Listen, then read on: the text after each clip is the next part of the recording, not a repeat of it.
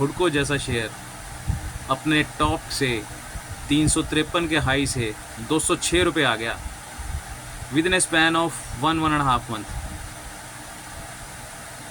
40% गिर गया अपने हाई से। अब आप सोच के देखो, जिस इंसान ने उसको 320 पे, 330 पे, 340 पे लिया होगा, उसके दिल पे क्या गुजर रही होगी। क्या उसने गलती की वो शेयर लेकर के? क्या शेयर खराब था? बिल्कुल भी नहीं था।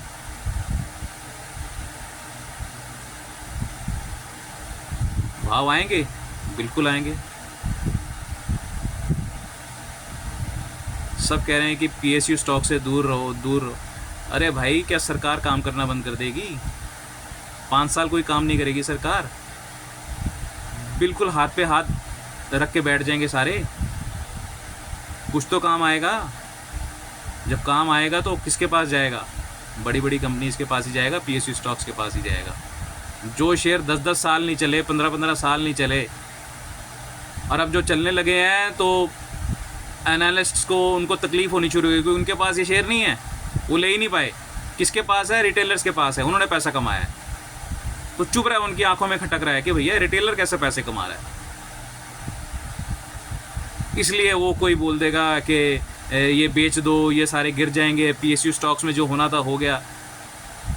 अरे भाई, हुआ ही क्या है उसमें? अभी तो हुआ ही कुछ नहीं है। जो शेयर 25-25 हज़ार% की रिटर्न दे देते हैं 15 साल में, उसको तो कोई कुछ नहीं बोलता कि बहुत हाई वैल्यूएशन हो गई जी, इसको तो गिर जाना चाहिए जी। वो तो नहीं, उसके बारे में कोई कुछ नहीं बोलता। लेकिन हाँ, ये एक साल में क्यों 700% रिटर्न दे दिए, 7 गुना हो गए, 10 गुना हो गए, 15 गुना हो गए, उसमें सबको तकलीफ है। क्यों? क्योंकि उनके पास है ही नहीं, सारा रिटेलर्स के पास पड़ा माल। तो इसलिए रिटेलर्स, मैं भी एक रिटेलर हूँ, घबराने की ज़रूरत नहीं है। और ये सुनने की, जितना हम सुनेंगे ना, उतना ये लोग डराएंगे और आपसे माल खींच लेंगे। बजाज हाउसिंग फाइनेंस लिस्ट होता है 150 रुपये पे, 188 तक जाता है, वहाँ से करेक्शन होती है। 130 का आज लो बनाया उसने, वापस से आप देख लो 10% अपर सर्किट फ्रीज है वो। 146 का लो तोड़ा उसने, जो कि उसने लिस्टिंग वाले दिन बनाया था, उसको तोड़ करके नीचे गया और वापस एक दिन में अगले दिन रिबाउंड करके ऊपर आ गया वो शेयर।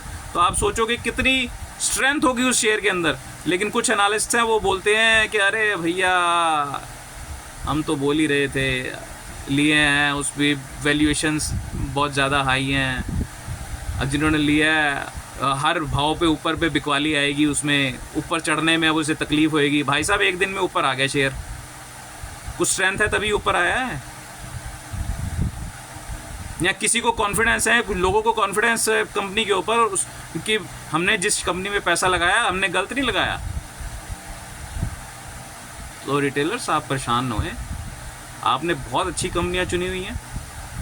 हाँ, अनटिल अनलेस वो बिल्कुल ही कोई पेनी स्टॉक्स हों, 5-10 रुपये वाले स्टॉक्स हों, तो बात और है। लेकिन अगर आपने कोई पीएसयू स्टॉक्स चुने हुए हैं, तो आज नहीं तो कल वो भाव आपके आएंगे ही आएंगे, कोई रोक नहीं सकता उसको। क्योंकि अगर यहाँ से इकोनॉमी को बढ़ना है ना, तो उनको तो बढ़ना ही पड़ेगा। एचडीएफसी बैंक जैसा शेयर 3 साल से कहीं नहीं गया। 2021 से वो उसी लेवल पे घूम रहा है जो 2021 में उसने बनाया था। आप देखिए, अभी तक वो 3 बार 4 बार, वो बार 1600 के ऊपर जाता है, 1700 के ऊपर जाता है, फिर दोबारा से नीचे आ जाता है। इसका जब से ये शेयर लिस्ट हुआ है एचडीएफसी बैंक, आप इसकी उठा करके इसका ट्रैक रिकॉर्ड देखो, ये हर 4 साल में डबल होता है शेयर। और ये पहली दफ़ा ऐसा हो रहा है कि 4 साल हो गए हैं, ये शेयर अभी तक 1200 का लेवल इसने टच किया था 2020 में, उस 2021 में। उसके बाद से लेके अब तक इस शेयर को 4 साल के हिसाब से डबल हो जाना चाहिए था 2400 पे, लेकिन ये अभी भी 1600 और 1700 के बीच में घूम रहा है।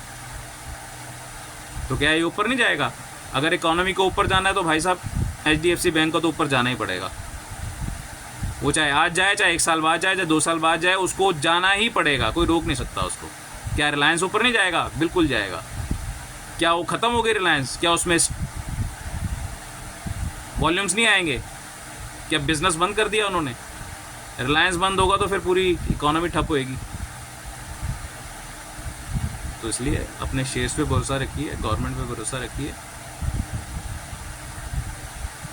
और चैन की नींद लीजिए। आपके पास अच्छे शेयर हैं, उनको पकड़ के रखिए। या आपसे माल खोसने के चक्कर में जो है बार बार गिराते हैं मार्केट को, ऑपरेटर्स ऑपरेट कर रहे हैं मार्केट को। घबराने की ज़रूरत नहीं है, अपना माल इनको देने की ज़रूरत नहीं है। FIS बेच रहे हैं, उनको बेचने दो, आप मत बेचो, क्योंकि बेचने के बाद ना लिया नहीं जाएगा। हाँ, ये हो सकता है आपके बेचने के बाद वो शेयर नीचे चला जाए तो आपको अच्छा हुआ यार, मैं तो बेच कर निकल गया। लेकिन जब दोबारा वो रिबाउंड करके ऊपर आएगा ना, तब आप ले नहीं पाओगे, तब आपको दुख होगा कि यार मैंने ये बेच क्यों दिया था। और ये होता है, ये साइकोलॉजी है। तो इसलिए फॉर गॉड सेक आप अपने पास रखें, किसी को सुनने की ज़रूरत नहीं है। अगर आपने अच्छे शेयर ले रखे हैं तो लोग तो बोलते रहेंगे, एनालिस्ट बोलते रहेंगे, टीवी पे बोलते रहेंगे, उनके सुन के आप टेंशन में मत आओ और अपना माल बेच के नोट दो। क्योंकि आपका अगर कॉन्फिडेंस हिलेगा तभी आप माल बेचोगे। कॉन्फिडेंस बरकरार रखिए अपना, और इनको माल देने की ज़रूरत नहीं है। Thank you very much.